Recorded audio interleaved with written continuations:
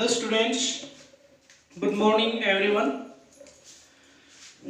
Chapter आपका चला हुआ है मैग्नेटिक इफेक्ट ऑफ करंट और आज है लेक्चर नंबर 11 और टॉपिक है बहुत ही इम्पोर्टेंट जो आपका 5 मार्क्स का फाइनल एग्जाम में बहुत बार आया है, मूविंग कोइल गैल्वेनोमीटर, और इसी का दूसरा नाम है d'Arsonval galvanometer. First of all this device is invented by Kelvin and then it is later modified by D. Arsenal. That's why this galvanometer is also known as D. Arsenal galvanometer. Clear? ये device सबसे पहले kelvin नाम के scientist ने बनाई थी, उसके बाद इसको बाद में मॉडिफाई किया डी अर्सनवाल और डी अर्सनवाल ने, इसलिए इसको डी अर्सनवाल गैल्वेनोमीटर के नाम से भी जाना जाता है। तो सबसे पहले बात आती है कि ये होता क्या है। इंट्रोडक्शन की बात करते हैं। मैंने ये स्टेप्स लिखे हैं जो हम यहाँ पे यूज करेंगे। तो सबसे पहले है इंट्रोडक्शन। तो इंट्रोडक्शन की अगर मैं बात करूं तो it is a device which is used to detect the current. It is a device which is used to detect the current. ये एक ऐसी डिवाइस है जिसको करंट की डिटेक्शन के लिए यूज किया जाता है। It is a very sensitive device. ये बहुत ज़्यादा सेंसिटिव डिवाइस है, यानी अगर थोड़ा सा भी करंट किसी सर्किट के अंदर फ्लो कर रहा है, वहाँ पे हम अगर इस गैल्वेनोमीटर को यूज करेंगे तो ये बहुत ज़्यादा डिफ्लेक्शन दिखा देता है। ठीक है, तो इसको करंट की डिटेक्शन के लिए मेनली यूज किया जाता है। बाकी इसको कन्वर्ट करने के जो तरीके हैं वो मैं बताऊंगा अभी। तो मेनली ये एक करंट डिटेक्टिंग डिवाइस है। उसके बाद देखिए प्रिंसिपल की मैं बात करता हूँ। ये किस प्रिंसिपल पे काम करता है? तो प्रिंसिपल वही है जो आपने इससे पहले वाला टॉपिक पढ़ा था। When a current carrying coil is placed in magnetic field, then it experience a torque.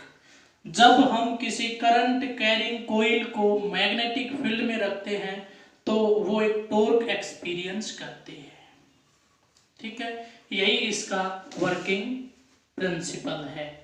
उसके बाद बात करते हैं डायग्राम एंड डिस्क्रिप्शन की, कि डायग्राम हम बना रहे हैं और फिर इसके पार्ट्स का डिस्क्रिप्शन। तो मैंने यहाँ पे डायग्राम एंड डिस्क्रिप्शन और फिर नीचे लिखा मेन पार्ट्स। तो ये मेन पार्ट्स हैं, अभी एक्सप्लेन करेंगे वन बाय वन। तो मेनली मैं बता रहा हूँ आपको डायग्राम के बारे में और इनके डिस्क्रिप्शन के बारे में।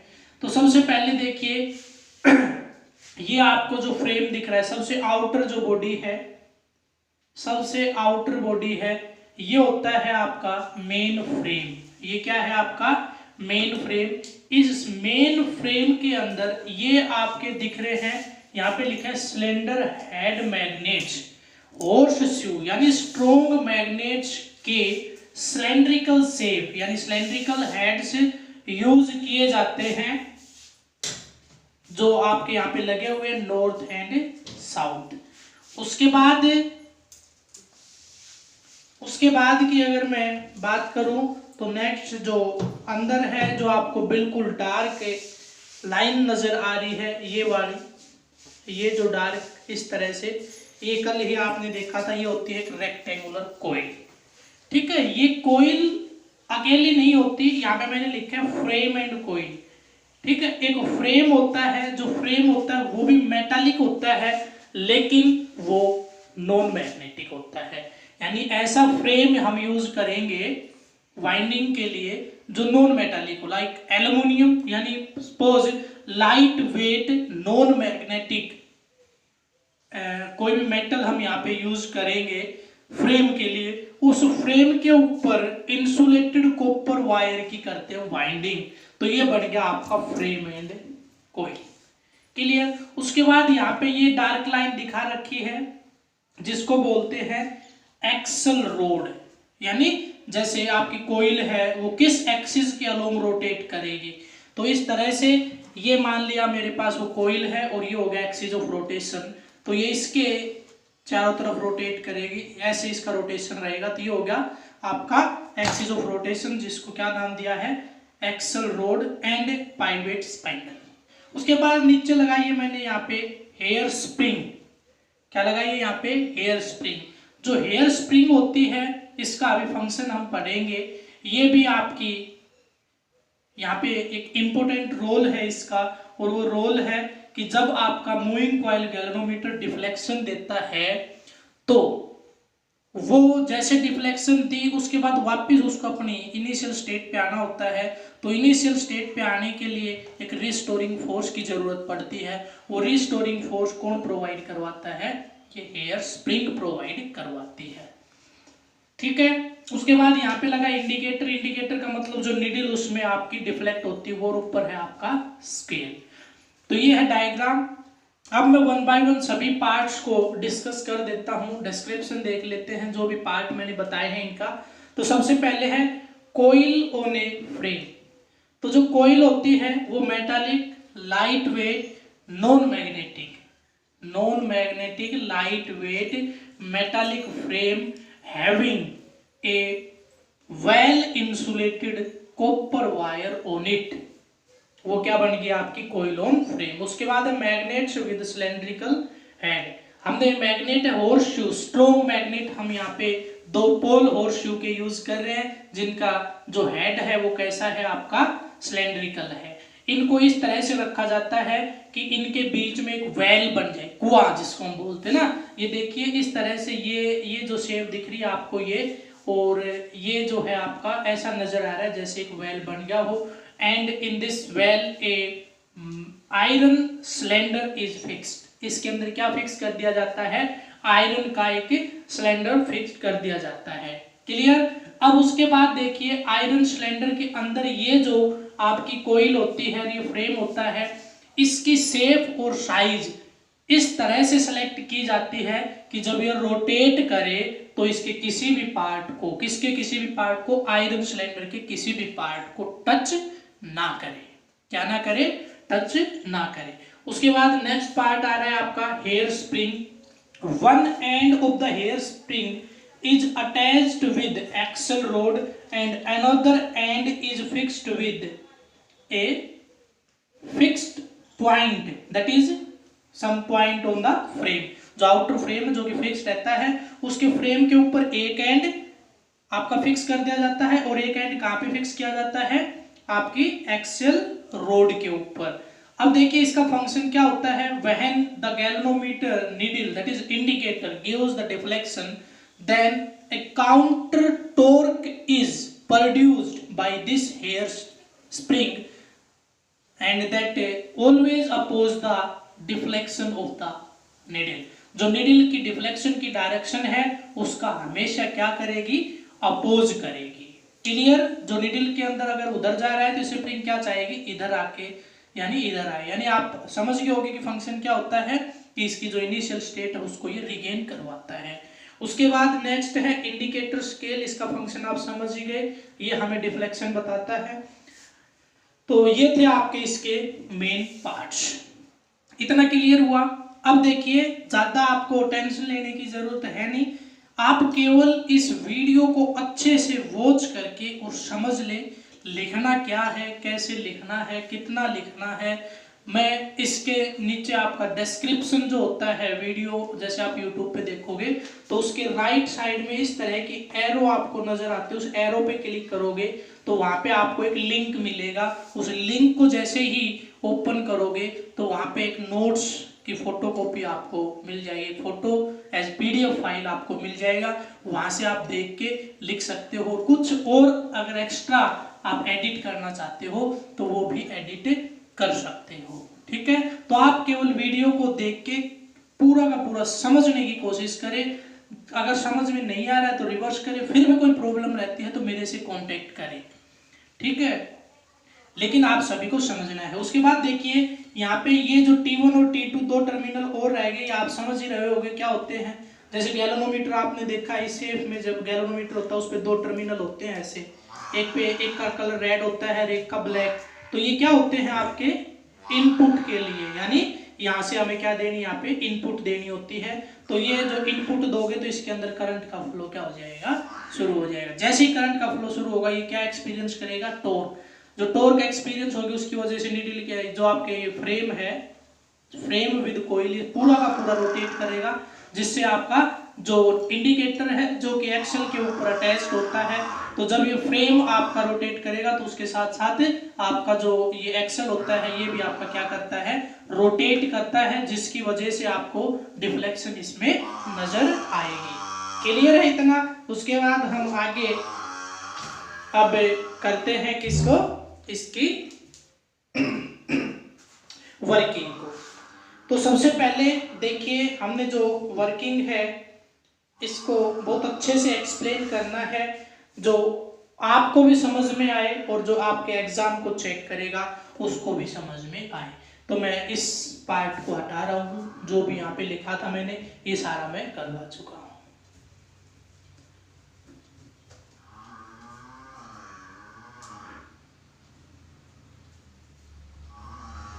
अब मैं इसकी वर्किंग को एक्सप्लेन कर रहा हूँ।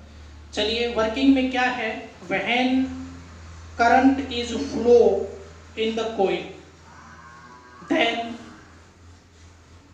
The coil experienced a torque because it is placed in a magnetic field.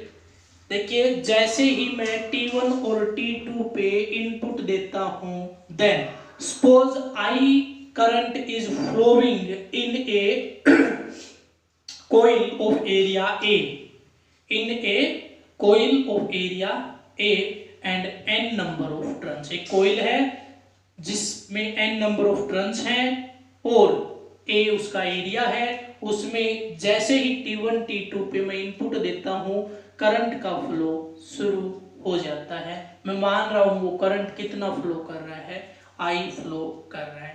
Now we know that when a current carrying coil is placed in magnetic field then it experience a torque that is given by, कल ही हमने पढ़ा था जो torque होगी वो क्या होगी, N I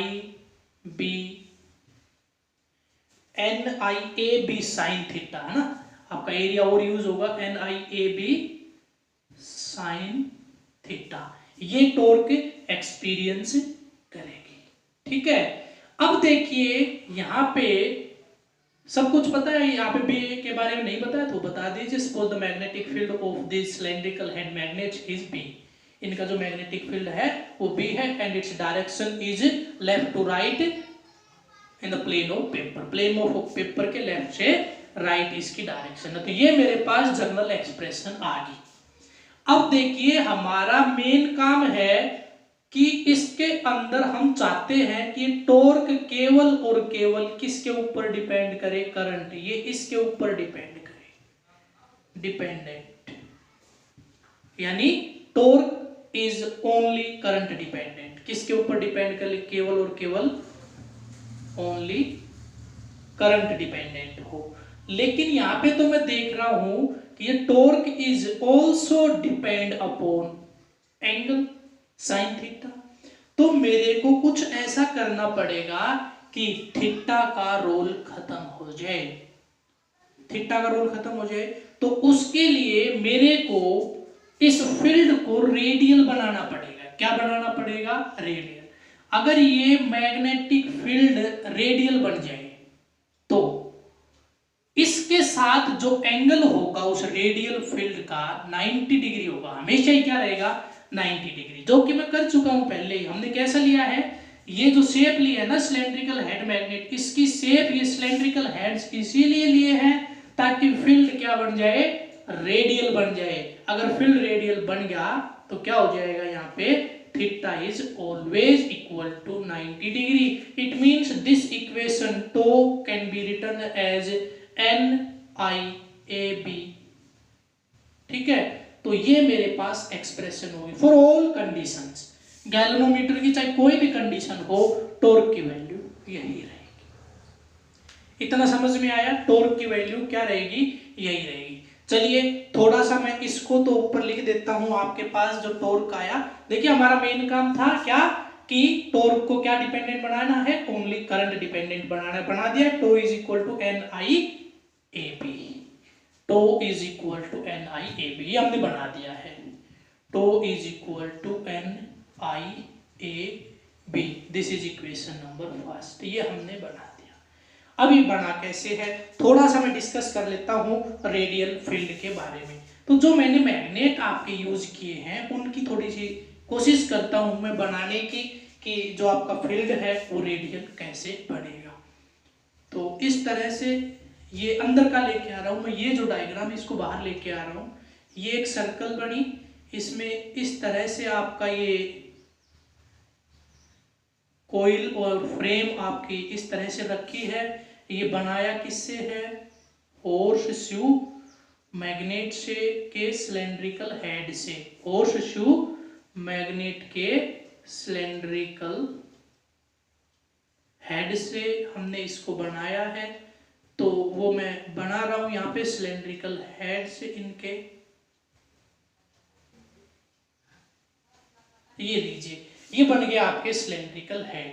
अब देखिए इसमें जो मैग्नेटिक, ये है आपका, इधर क्या है आपका नॉर्थ पोल और इधर क्या है आपका साउथ पोल। तो करंट की डायरेक्शन, जो मैग्नेटिक फील्ड की डायरेक्शन होगी ये।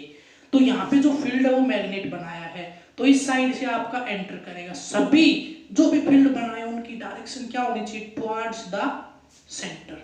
जो भी फील्ड की मैं डायरेक्शन बनाई वो क्या होनी चाहिए, टुवर्ड्स, यानी इस लाइन को आगे प्रोसीड करूं तो इसके अंदर से जानी चाहिए, इस लाइन को आगे प्रोसीड करूं तो इसके अंदर से जानी चाहिए, लाइन को प्रोसीड करूं तो कहां से जानी चाहिए, इसके अंदर से।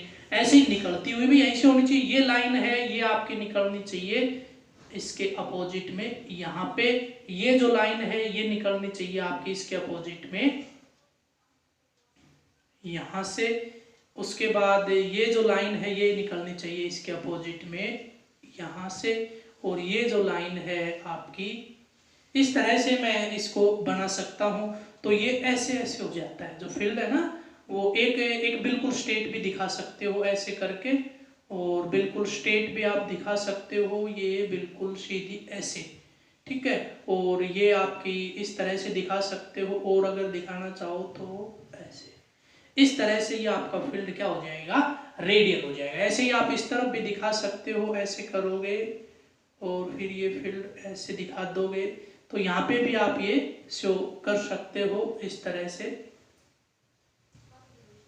ये बन गया आपका फील्ड रेडियल, इसी को बोलते हैं रेडियल फील्ड। हमने क्या बना दिया है, रेडियल फील्ड। अब ये देखिए ये 3 डायमेंशनल है, ये जो वेल है ये ऐसे रखा हुआ है, ऐसे ऐसे है ये, और इसके अंदर कोयल है वो ऐसे रखी हुई है, ठीक है। तो वो उसके अंदर ऐसे रोटेट कर रही है, तो ये कहीं पे भी चला जाए, इसकी पोजीशन चाहे कोई भी हो, ये मैग्नेटिक फील्ड के साथ जो एंगल है ना वो हमेशा 90 का बनाएगी। कितना बनाएगी, 90 डिग्री का बनाएगी। तो हमने क्या बना दिया, फील्ड को रेडियल। ये डायग्राम भी आपका बनाना पड़ता है, और इसमें क्या शो करोगे, फॉर रेडियल फील्ड। किसको शो कर रहे हैं हम यहाँ पे, रेडियल फील्ड को। सारे डायग्राम आपको जो मिलेंगे, जो भी मैं पीडीएफ आपके साथ शेयर करूंगा उसमें सारे मिलेंगे। इतना क्लियर हुआ। चलिए अब देखिए, जिस टाइम पे आपके पास tau is equal to N I A B हो गया, सभी रोटेशंस के लिए यही रहेगा, तो यहाँ पे current is only depend, sorry torque is only depend on current, ठीक है। उसके बाद देखिए, जब आपकी ये नीडल डिफ्लेक्ट हो रही होती है, तो यहाँ से जो हमारे स्पेंडल है इसके अंदर स्ट्रेन आता है, खिंचाव आ जाता है, और यहाँ पे एक टॉर्क प्रोड्यूस हो जाता है, काउंटर टॉर्क। जो स्प्रिंग के अंदर टॉर्क है, तो मैं उसको नाम दे रहा हूं S, tau S is equal to, मान लिया वो मेरे पास आ गया के फाई। देखिए थीटा एंगल की मैं बात करूं तो थीटा एंगल कहां पे होगा, जैसे ये आपका मैग्नेटिक फील्ड है बी, और यहाँ पे ये आपने क्या रखी है, जो कोयल रखी है वो, तो यहाँ पे जो ये एंगल होता है ना, ऐसे करके देखोगे तो ये एंगल होता है थीटा, ये एंगल क्या होता है आपका, थीटा होता है, ठीक है। और अगर मैं बात करूं ये फाई की, तो ये फाई कहाँ है, ये फाई है यहाँ पे, अगर मैं इसको ऊपर की तरफ यहाँ पे दिखा रहा हूं मैं, ये आपकी एक्सेल को ऊपर की तरफ प्रोसीड करूं और ये है आपकी क्या, इंडिकेटर। तो इस इंडिकेटर और इसके बीच में ये 0 से जो डिफ्लेक्शन हुआ ये है आपका फाई। नोट कर लीजिए, ये जो एंगल वगैरह हैं सारे मैंने आपको पीडीएफ में शेयर किए हैं। ये चीज क्लियर होना बहुत जरूरी है कि थीटा कहाँ है और फाई कहाँ है, थीटा कहाँ है और फाई कहाँ है। क्लियर हुआ फाई कहाँ है? चलिए, तो अब मेरे पास ये हो गया है दिस वन। अब देखिए, अगर मेरे पास if tau is equal to tau S, then अब क्या हो जाएगा, आपकी डिफ्लेक्शन होगी 0। इस टाइम पे आपकी डिफ्लेक्शन क्या हो जाएगी, 0। Rotation is stop rotation. तो आपका ये इंडिकेटर है या स्पाइंडल है, रोटेट करना क्या हो जाएगा, बंद हो जाएगा। रख दीजिए, दोनों वैल्यूज को बराबर रख दीजिए। तो ये है NIAB is equal to K phi. Now solve this for I। इसको किसके लिए सोल्व कर देते हैं, I के लिए सोल्व कर देते हैं। I इज इक्वल टू, यहां पे मैं लिख रहा हूं K upon NAB into five. अब देखिए यहाँ पे मैं इसको एक कांस्टेंट मान के और इसकी जगह पे रख देता हूं G, that is known as galvanometer constant. तो I is equal to G phi, where G is equal to K upon NAB। जहां पे मैंने G को क्या मान लिया, K अपॉन NAB, तो I is equal to G phi हो गया है। क्लियर है? इतना क्लियर हुआ सभी का? चलिए, तो यहां से अगर मैं G को एक्सप्लेन करना चाहूं तो यहां पे इस इक्वेशन को अगर आप G के लिए सोल्व करना चाहो तो G के लिए सोल्व करके लिख सकते हो। तो फाइनल एक्सप्रेशंस आपके पास आ चुकी हैं और ये हो गया है I अपॉन फाइव। ठीक है, तो यहां तक आपको समझ में आ जाना चाहिए। जो आपका कैपिटल G है इसको गैल्वेनोमीटर कांस्टेंट के नाम से जानते हैं। और यहाँ पे ये कह रहा है कि अगर आपका phi is equal to 1 degree हो जाए तो I is equal to G हो जाएगा। ठीक है, if I is equal to 1 degree then this one is equal to G। अब देखिए, जो सेंसिटिविटी है इसको मैं क्लास में और अच्छे से एक्सप्लेन करवाऊंगा। यहाँ पे इतनी एक्सप्लेनेशन मैं कर देता हूँ जिससे कि आपका काम चल जाए, न्यूमेरिकल प्रॉब्लम्स आपकी सोल्व हो जाए। तो हमने पढ़ा है galvanometer is a very sensitive device. How it sensitivity is give, if a very small amount of current is flows through the coil then the galvanometer gives very large deflection। ठीक है, यानी थोड़े से करंट पे deflection बहुत ज्यादा अगर हो तो उसको को बोलते हैं इसकी सेंसिटिविटी। तो यहाँ पे हम जो सेंसिटिविटी है उसको दो फॉर्म में पढ़ेंगे, current sensitivity end voltage sensitivity. तो करंट सेंसिटिविटी वो बहुत ही सिंपल सा है, कुछ ज्यादा इसमें हमें करना नहीं होता है। करंट सेंसिटिविटी को IS से लिखते हैं और वोल्टेज सेंसिटिविटी को VS से लिखते हैं। ये आपका दोनों ही IS और VS बहुत इजी आप फाइंड कर सकते हो। ये होता है फाई अपॉन में I और ये होता है फाई अपॉन में V, और this one is equal to phi upon में I R। ठीक है, अब थोड़ा थोड़ा इनकी एक्सप्लेनेशन को हम देख लेते हैं कि कैसे इसकी सेंसिटिविटी को इंक्रीज और डिक्रीज किया जा सकता है, सेंसिटिविटी को कैसे चेंज हम कर सकते हैं। तो वो थोड़ा सा हम डिस्कस कर लेते हैं। ये होगी करंट सेंसिटिविटी और ये होगी आपकी वोल्टेज सेंसिटिविटी। ठीक है, तो वोल्टेज सेंसिटिविटी को पढ़ने के लिए आपको साफ साफ नजर आ रहा है यहाँ पे कि R की वैल्यू कम हो जाए, जैसे तैसे करके R की वैल्यू कम हो जाए। चलो मैं I की वैल्यू यहाँ पे रख रहा हूँ, I की वैल्यू यहाँ पे रख देता हूँ। तो I की वैल्यू अगर मैं यहाँ पे रख दूं वोल्टेज सेंसिटिविटी में तो नेट रिजल्ट मेरे पास NAB अपॉन RK बन रहा है, NAB अपॉन RK। ये बन रहा है आपके पास वोल्टेज सेंसिटिविटी। अगर मैं आई की वैल्यू उठा के ये यहाँ इस इक्वेशन में रखूंगा तो मेरे पास वोल्टेज सेंसिटिविटी यहाँ पे आ रही है। तो voltage sensitivity is inversely depend upon resistance of the wire, यानी रेजिस्टेंस कम तो वोल्टेज सेंसिटिविटी ज्यादा, रेजिस्टेंस ज्यादा तो वोल्टेज सेंसिटिविटी कम। तो मैं यहाँ पे एक इस रेजिस्टेंस को डिक्रीज करके इसकी वोल्टेज सेंसिटिविटी को इंक्रीज कर सकता हूँ।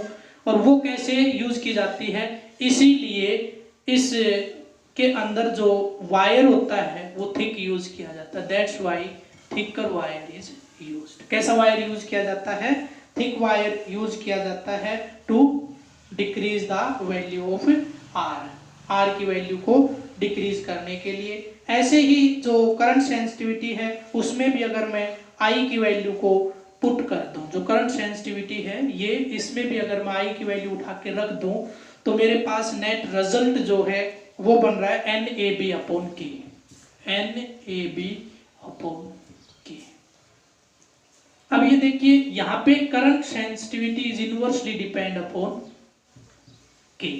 के क्या था, स्प्रिंग कांस्टेंट। कौन से स्प्रिंग का, जो हेयर स्प्रिंग है ना, इसका कांस्टेंट है ये। के क्या है, स्प्रिंग कांस्टेंट है। तो current sensitivity is inversely depend upon spring constant. It means जितनी सॉफ्ट स्प्रिंग हम यहाँ पे यूज करेंगे उतनी ही करंट सेंसिटिविटी ज्यादा रहेगी, यानी स्प्रिंग के जो स्प्रिंग कांस्टेंट है वो जितना कम रहेगा उतनी ही ज्यादा उसकी सेंसिटिविटी रहेगी। तो ये था आपका मूविंग कॉइल गैल्वेनोमीटर। इसमें एक लेक्चर मैं आपको और प्रोवाइड करवाऊंगा थ्योरी से रिलेटेड ही, जिसमें कुछ कॉन्सेप्ट्स आपके और अच्छे से क्लियर करने की कोशिश करूंगा। और मान के चलिए कि एक लेक्चर और होने के बाद ये चैप्टर आपका कंप्लीट हो जाएगा।